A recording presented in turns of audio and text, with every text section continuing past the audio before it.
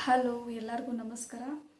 ಇವತ್ತಿನ ಕ್ಲಾಸ್ ಒಳಗೆ ನಾನು ಏನು ಹೇಳ್ಕೊಡತ್ತೀನಿ ಅಂತಂದ್ರೆ ಬ್ಲೌಸ್ನ ಬ್ಯಾಕ್ ಪಾರ್ಟನ್ನು ಯಾವ ರೀತಿಯಾಗಿ ಸ್ಟಿಚ್ ಮಾಡಬೇಕು ಅಂಥೇಳಿ ತೋರಿಸ್ಕೊಡ್ತೀನಿ. ಅದ್ರ ಜೊತೆಗೆ ಹಿಂದಿನ ಹಿಂಭಾಗದ ಟೆಕ್ಸನ್ನು ಯಾವ ರೀತಿಯಾಗಿ ಮಾರ್ಕಿಂಗ್ ಮಾಡ್ಕೋಬೇಕು, ಆಮೇಲೆ ಬೆನ್ಪಟ್ಟಿಯನ್ನು ಯಾವ ರೀತಿಯಾಗಿ ಹಚ್ಕೋಬೇಕು ಅಂಥೇಳಿ ನಾನು ಇವತ್ತಿನ ದಿವಸ ತೋರಿಸ್ಕೊಡ್ತೀನಿ. ನೋಡ್ರಿ ಹೆಂಗಿತ್ರ ಇದು ನಾನಿಲ್ಲಿ ಬ್ಯಾಕ್ ಪಾರ್ಟ್ ತೊಗೊಂಡಿನಿ. ಅದಕ್ಕೆ ಜಾಯಿನ್ ಮಾಡಲಿಕ್ಕೆ ಈ ಥರದ್ದೊಂದು ಪಟ್ಟಿ ತೊಗೊಂಡಿನಿ. ಇದು 1.5 ಇಂಚಷ್ಟು ಬೇಕಾಗ್ತೈತಿ. ಉದ್ದಕ್ಕೆ ಎಷ್ಟು ಬೇಕು ಅಂತಂದ್ರೆ ಇಲ್ಲಿಂದ ಇಲ್ಲಿವರೆಗೂ ನಮ್ದು ಬ್ಯಾಕ್ ಪಾರ್ಟ್ ಎಷ್ಟು ಅಳತೆ ಇದೆಯೋ ಅಷ್ಟನ್ನು ಡಬಲ್ ಮಾಡ್ಕೊಂಡು ತೊಗೋಬೇಕಾಗ್ತೈತಿ.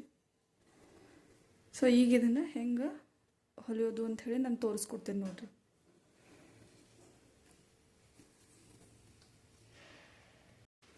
ಇಲ್ಲಿ ನೋಡ್ರಿ, ಈ ರೀತಿಯಾಗಿ ಹಿಂಭಾಗವನ್ನು ಓಪನ್ ಮಾಡಿ ಹಿಂಗೆ ಇಟ್ಕೊಂಡಾದ್ಮೇಲೆ ನಾವು ಟೆಕ್ಸ್ ಮಾರ್ಕಿಂಗ್ ಯಾವ ಕಡೆ ಹಾಕಿರ್ತೀವಿ ನೋಡ್ರಿ, ಅದೇ ಹಿಂಭಾಗ, ಹಿಂದಿನ ಪಾರ್ಟ್ ಅಥವಾ ಮುಂಭಾಗ ಅಂತ ಗೊತ್ತಾಗ್ತೈತಿ. ಸೊ ನೋಡ್ರಿ, ಇಲ್ಲೇ ಈ ಮಾರ್ಕಿಂಗ್ ಯಾವಾಗೂ ಮಾಡಿದ್ದ ಹಿಂಭಾಗಕ್ಕೆ ಹೋಗಬೇಕು, ಅಂದರೆ ಒಳಗಡೆ ಹೋಗಬೇಕಾಗ್ತೈತಿ. ಸೊ ಈಗ ನಾ ಏನು ಮಾಡತ್ತೀನಿ ಅಂತಂದ್ರೆ ಈ ಪಟ್ಟಿನ ಈ ರೀತಿ ಕೆಳಗಡೆ ಇಡತ್ತೀನಿ. ಇಲ್ಲಿಂದ ನಾವೇನು ಮಾಡೋಣ, ಇದನ್ನು ಹಿಂಗೆ ಜೋಡಿಸ್ಕೊಂಡು ಹೋಗಬೇಕಾಗ್ತೈತಿ. ಅದು ಎಷ್ಟು ಇಂಚಿಗೆ ಅಂತಂದ್ರೆ ಇಲ್ಲಿಂದ 1/4 ಇಂಚಷ್ಟು ಏನು ಮಾಡಬೇಕು, ಜೋಡಿಸ್ಕೋಬೇಕು.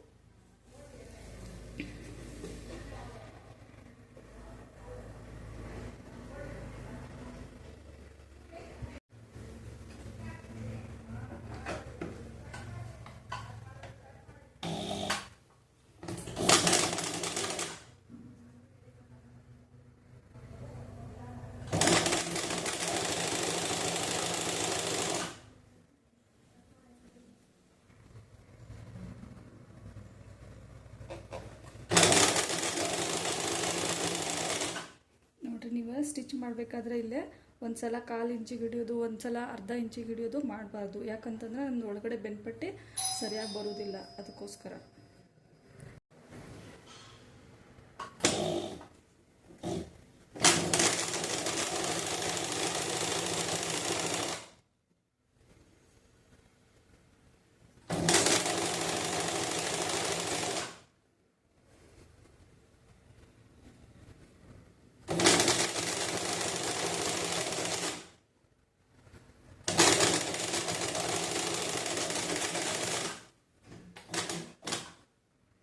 ನೋಡ್ರಿ, ಇಲ್ಲೇ ಹೊಲ್ಕೊಂಡಾದ್ಮೇಲೆ ಮತ್ತೆ ಯಾವ ರೀತಿ ಸ್ಟಿಚ್ ಮಾಡಬೇಕು ಅಂತಂದ್ರೆ ಈ ಥರ ಟರ್ನ್ ಮಾಡ್ಕೊಂಡು ಇದ್ರ ಬಾಜುನ ಮತ್ತೊಂದು ಹೊಲಿಗೆ ಹಾಕೊಂಡು ಹೋಗ್ಬೇಕಾಗ್ತೈತಿ.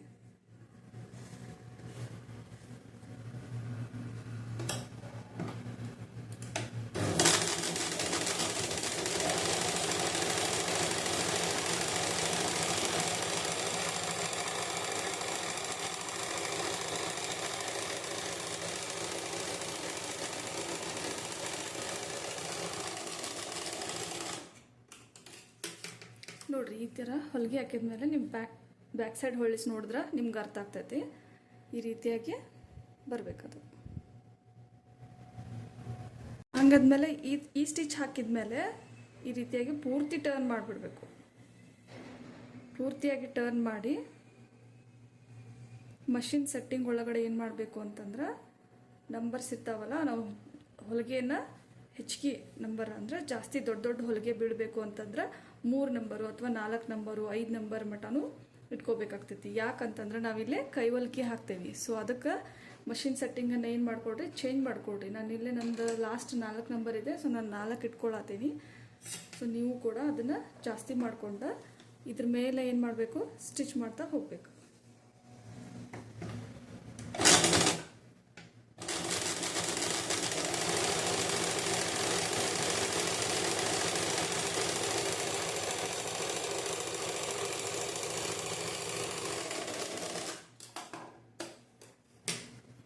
ನೋಡ್ರಿ, ಈ ರೀತಿಯಾಗಿ ಸ್ಟಿಚ್ ಹಾಕಿದ್ಮೇಲೆ ನಾವೀಗ ಟೆಕ್ಸನ್ನು ಹಿಡ್ಕೋಬೇಕಾಗ್ತೈತಿ. ಹಂಗಿದ್ರೆ ಎರಡೂ ಕಡೆ ಟೆಕ್ಸನ್ನು ಸರಿಯಾಗಿ ಮಾರ್ಕಿಂಗ್ ಮಾಡ್ಕೋಬೇಕು. ಅಳತೆ ಒಂದು ಸ್ವಲ್ಪ ಹೆಚ್ಚು ಕಡಿಮೆ ಆದರೂ ಕೂಡ ಇಲ್ಲಿ ಏನಾಗ್ತೈತಿ, ಫಿಟ್ಟಿಂಗ್ ಒಳಗಡೆ ಸರಿ ಕೂತ್ಕೊಳ್ಳಲ್ಲ. ಹಂಗಿದ್ರೆ ನೋಡ್ರಿ, ಟೆಕ್ಸನ್ನು ಯಾವ ರೀತಿಯಾಗಿ ಮಾರ್ಕಿಂಗ್ ಮಾಡಬೇಕು ಅಂಥೇಳಿ ನಾನು ತೋರಿಸ್ಕೊಡ್ತೀನಿ. ಆಲ್ರೆಡಿ ನಾವು ಒಂದು ಸೈಡ್ ಮಾಡೇವಿ, ಸೊ ಈ ಕಡೆನೂ ಹೆಂಗೆ ಮಾಡಬೇಕು ಅಂಥೇಳಿ ತೋರಿಸ್ಕೊಡ್ತೀನಿ.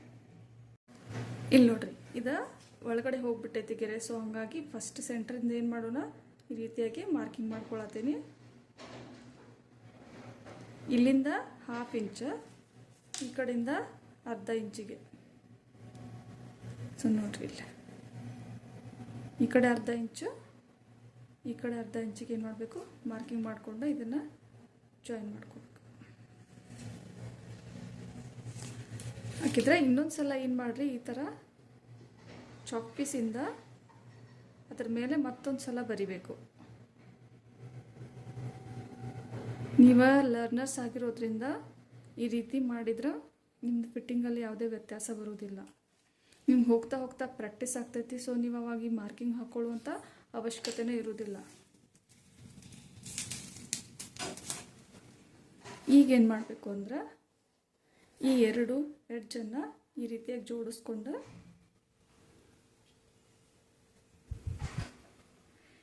ಇಲ್ಲೇ ಕಾಣಿಸ್ತೈತೆ ನೋಡ್ರಿ ಟೆಕ್ಸ್ಟ್ ಮಾರ್ಕಿಂಗ್ ಸ್ವಲ್ಪ. ಸೊ ಅದಕ್ಕೆ ಸ್ವಲ್ಪ ಈ ರೀತಿಯಾಗಿ ಬಡ್ಕೊಳ್ಳಿ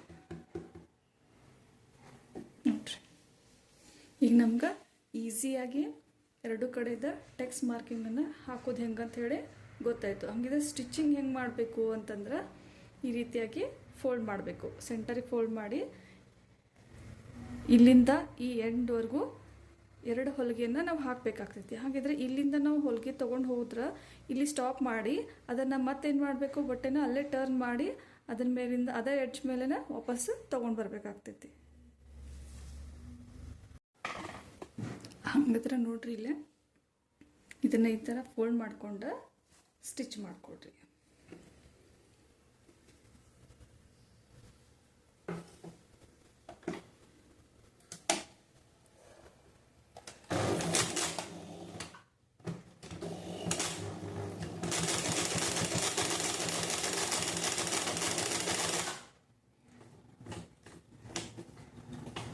ಆ ಎಂಡ್ ಅಲ್ಲಿಗೆ ಬಂದಿರ್ತೈತೋ ಅಲ್ಲಿಗೆ ಏನು ಮಾಡಬೇಕು, ಸೂಜಿನ ಈ ರೀತಿ ಹಾಕಿ ಸೊ ಮತ್ತೆ ಆ ಸ್ಟಿಚ್ ಮೇಲೆನ ಏನು ಮಾಡಬೇಕು, ವಾಪಸ್ ಸ್ಟಿಚ್ ಮಾಡ್ಕೊಂಡು ಬರಬೇಕಾಗ್ತದೆ.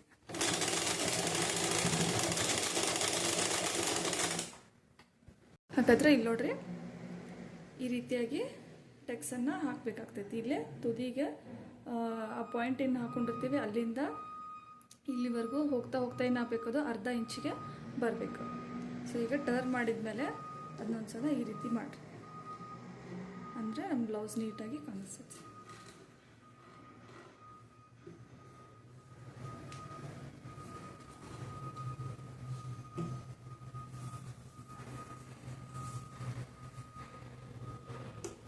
ಅದೇ ಥರ ಇನ್ನೊಂದು ಟೆಕ್ಸನ್ನು ರೆಡಿ ಮಾಡಿಕೊಡ್ರಿ.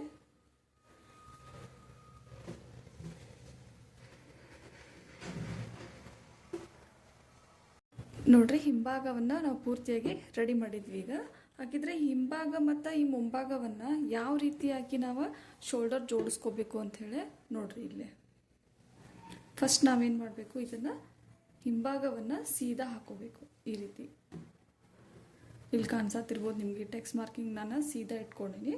ಸೊ ಹಂಗಿದ್ರೆ ಇಲ್ಲಿ ನಾವು ಮುಂಭಾಗವನ್ನು ಏನು ಮಾಡಬೇಕಾಗ್ತೈತಿ, ಉಲ್ಟಾ ತಗೋಬೇಕು ಈ ರೀತಿ. ಫಸ್ಟ್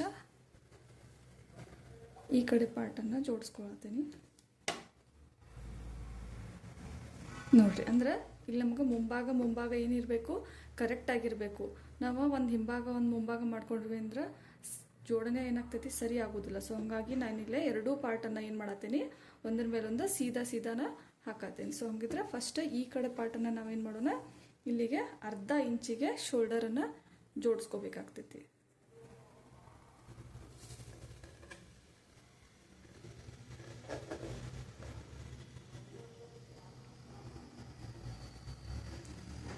ಈ ಶೋಲ್ಡರ್ ಪಾರ್ಟನ್ನು ನೀವು ಬೇಕಂದ್ರೆ ಕಟ್ ಮಾಡ್ಬೋದು ಅಥವಾ ಕಟ್ ಮಾಡ್ದಿರೋಣ ಹಂಗನೆ ಸ್ಟಿಚ್ ಮಾಡ್ಬೋದು.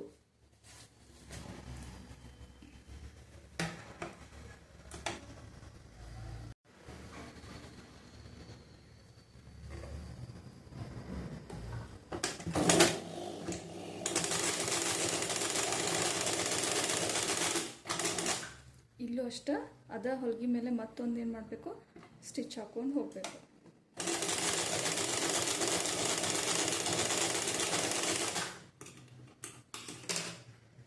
ಇದೇ ಥರನ ಈ ಕಡೆ ಪಾರ್ಟನ್ನು ಏನು ಮಾಡಬೇಕಾಗ್ತೈತಿ, ಜೋಡಿಸ್ಕೊಳ್ಳಿ.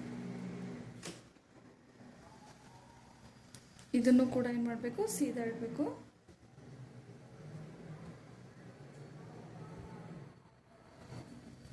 ಸೊ ಇದನ್ನು ಅರ್ಧ ಇಂಚಿಗೆ ಹೊಲಿಕೆ ಹಾಕೊಳ್ಳೋಣಂತ.